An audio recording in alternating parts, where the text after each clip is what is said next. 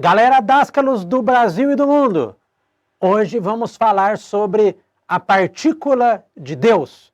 Você sabe do que se trata? Fique comigo. Bem, moçada, hoje vamos falar um pouco sobre matéria e antimatéria. Por exemplo, uma pergunta que me intriga. O que seria a matéria, professor? Pessoal, matéria que nós conhecemos, ela é composta por átomos. Cada átomo tem suas partículas elementares. As mais conhecidas, ou a mais conhecida, seria lá o elétron. Existem partículas que são formadas por outras partículas. Podemos falar que são formadas por diversos tipos de quarks. Existem quarks up e quarks down. E uma combinação disto gera novas partículas. Por exemplo, você tem o caso da matéria e da antimatéria. O que há de comum? Pessoal, o que há de comum é a massa. E o que há de oposição? O sinal da carga. Por exemplo, um elétron, ele tem uma carga de menos 1,6 vezes 10 a menos 19 coulombs. Já se encontrarmos o antielétron, que é a antimatéria, tem que ter uma massa igual à do elétron, porém a carga com o sinal contrário. Mas se você pensar assim, uma carga que tem sinal contrário ao do elétron é a do próton. Então, o elétron tem menos 1,6 vezes 10 a menos 19 coulombs. Já, por exemplo, um próton tem uma carga elétrica de mais 1,6 vezes 10 a menos 19 coulombs. O problema é que o próton é 1836 vezes, digamos assim, tendo mais massa do que o elétron. Então, por exemplo, se você tem o elétron, o próton não é a antimatéria, porque a massa é diferente. Então, você teria a antimatéria do elétron, seria o antielétron, o que o pessoal fala que é o chamado positron. Já a antimatéria do próton seria o antipróton, que tem a mesma massa do próton, que é 1836 vezes maior do que a massa do elétron, só que o sinal da carga é contrário. Professor, existe muita antimatéria por aí? Não, pessoal. Isso aí é uma coisa que é rara.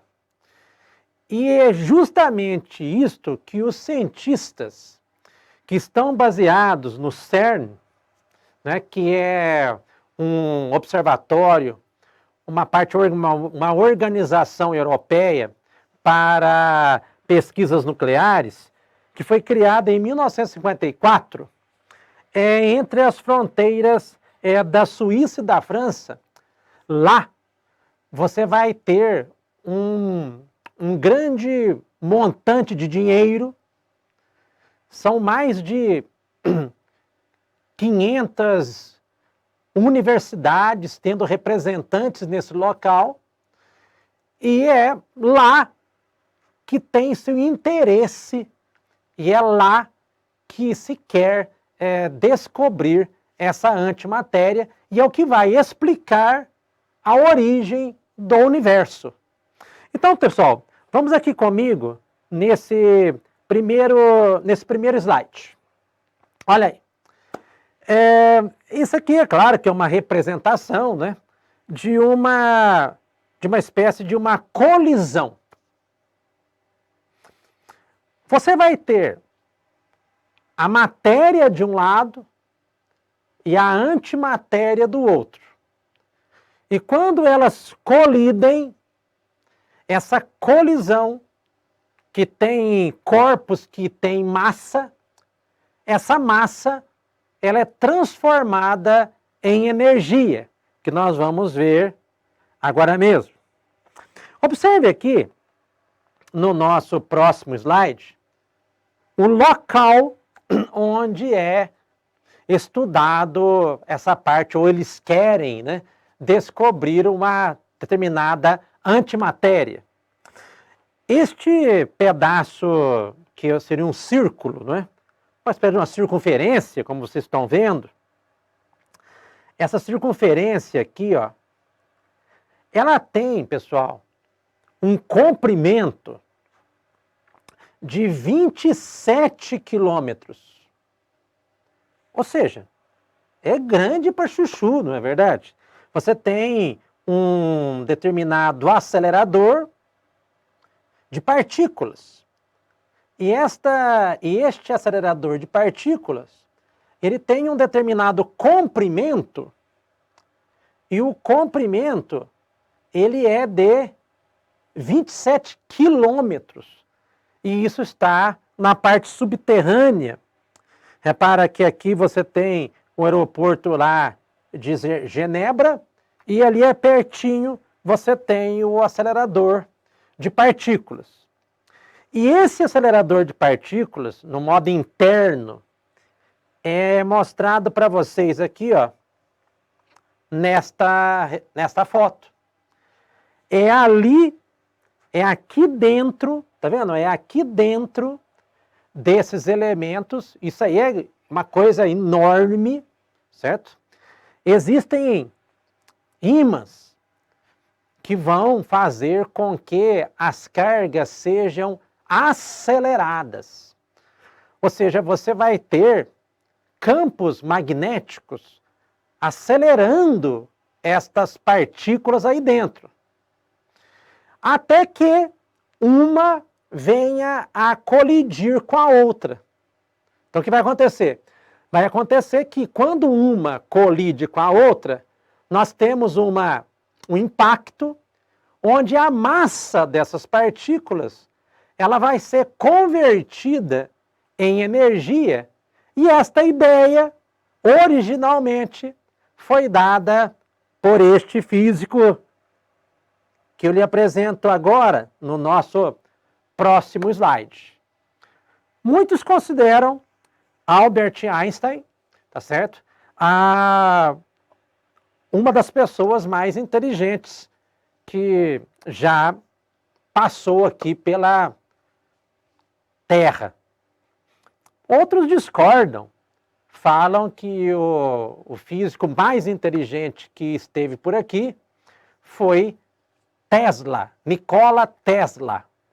Bom, mas hoje o nosso negócio é justamente estudar talvez a equação de física mais famosa do mundo, né?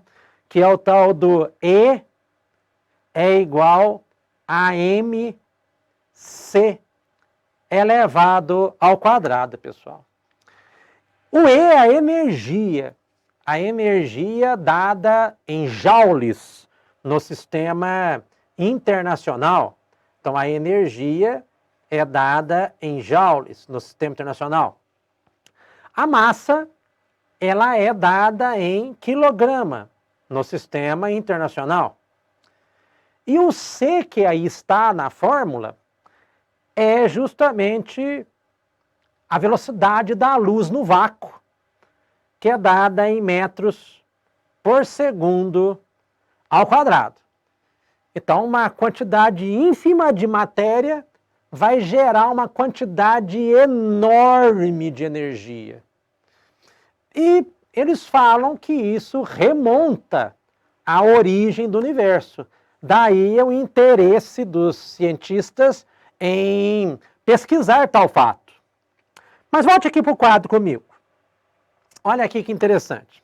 Então você está vendo a parte da matéria e da antimatéria.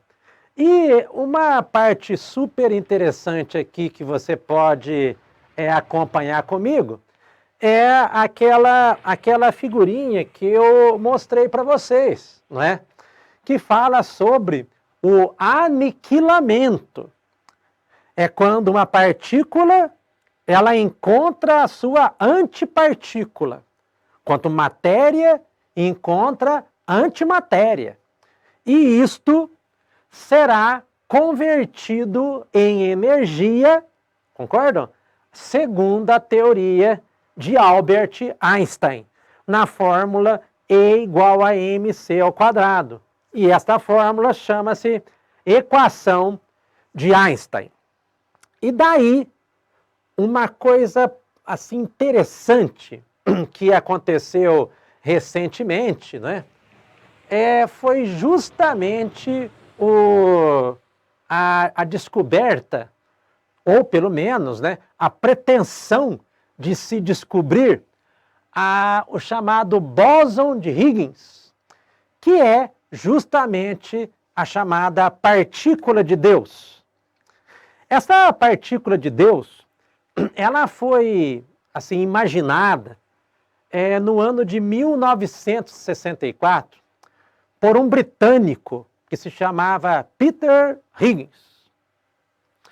E ele falava assim, segundo a entrevista que ele deu, né? Ele disse que a partícula de Deus uniria todas as partículas conhecidas da matéria. Ou seja, quando você tem a matéria e a antimatéria, elas ficariam unidas e dessa união, dessas massas, quando unidas, daria início a uma grande explosão, que é a conversão da energia. E aqui, e o porquê do nome partícula de Deus, né? É que ela estaria em todas as partes, mas seria difícil de detectar. E isso, pessoal, é difícil mesmo. Certo? Aqueles cientistas que trabalham lá na Organização Europeia têm um esforço enorme para conseguir pouquíssima quantidade disso.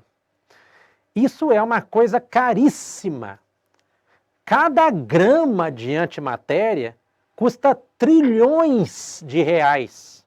Ou seja, a quantidade que eles obtêm com essas colisões são quantidades muito pequenas, né? Mas assim, muito pequenas mesmo, né? Mas através dessas colisões, eles podem tentar, digamos, recriar o que eles entendem que é a teoria da grande explosão, né? Como se tivéssemos lá um ovo cósmico, todo ele super condensado, num lugar super pequeno, e de repente há uma grande explosão e ela resulta no que se tem hoje. Bom, segundo estimativas, né, o universo tem aproximadamente 13,5 bilhões de anos.